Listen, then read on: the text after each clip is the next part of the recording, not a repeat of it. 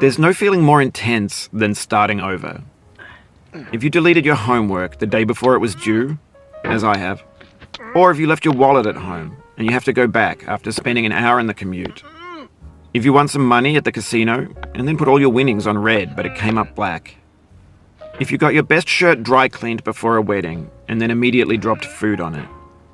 If you won an argument with a friend and then later discovered that they just returned to their original view. Starting over is harder than starting up. If you're not ready for that, like if you've already had a bad day, then what you're about to go through might be too much. Feel free to go away and come back. I'll be here. Alright, thanks for coming with me on this trip. I'll understand if you have to take a break at any point. Just find a safe place to stop and quit the game. And don't worry, I'll save your progress, always, even your mistakes. This game is a homage to a free game that came out in 2002, titled Sexy Hiking. The author of that game was Jazuo, a mysterious Czech designer who was known at the time as the father of B games. And B games are rough assemblages of found objects. Designers slap them together very quickly and freely, and they're often too rough and unfriendly to gain much of a following. They're built more for the joy of building them than as polished products. In a certain way, Sexy Hiking is the perfect embodiment of a B game. It's built almost entirely out of found and recycled parts, and it's one of the most unusual and unfriendly games of its time. In it, your task is simply to drag yourself up a mountain with a hammer. And that act of climbing, in the digital world or in real life, has certain essential properties that give the game its flavor. No amount of forward progress is guaranteed. Some cliffs are too sheer or too slippery. And the player is constantly, unremittingly in danger of falling and losing everything. Anyway, when you start Sexy Hiking, you're standing next to this dead tree that blocks the way to the entire rest of the game.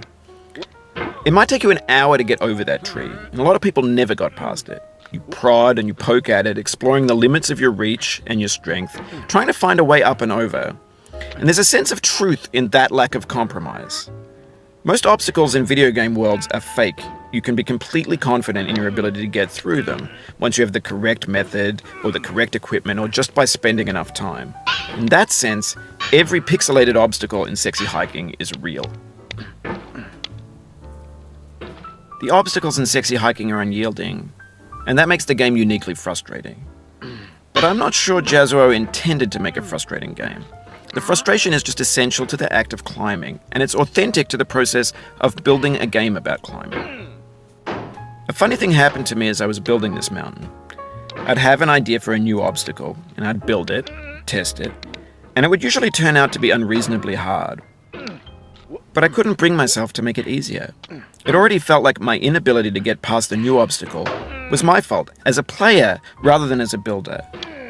Imaginary mountains build themselves from our efforts to climb them, and it's our repeated attempts to reach the summit that turns those mountains into something real.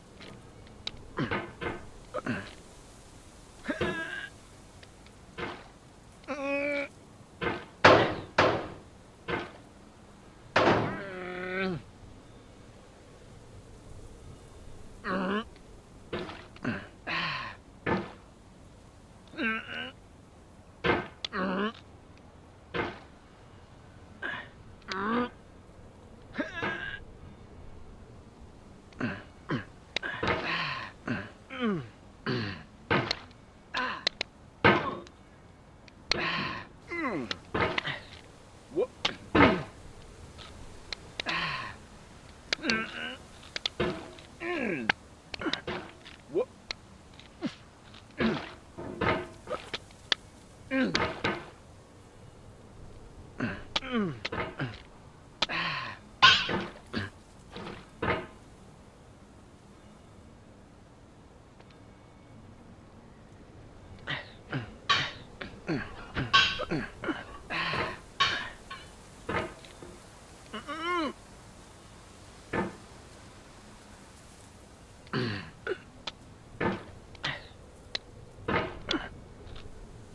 you're building a video game world, you're building with ideas.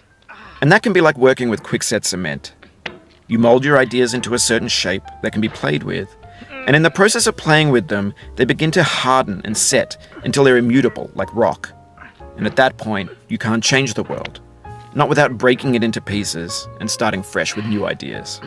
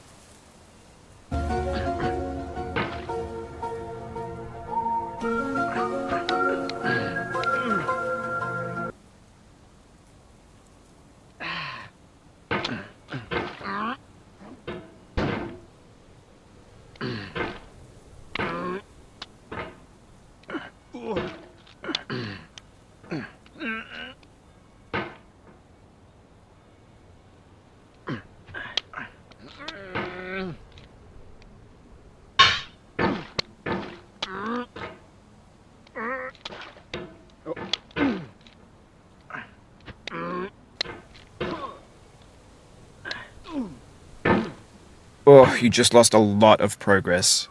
That's a deep frustration, a real punch in the gut.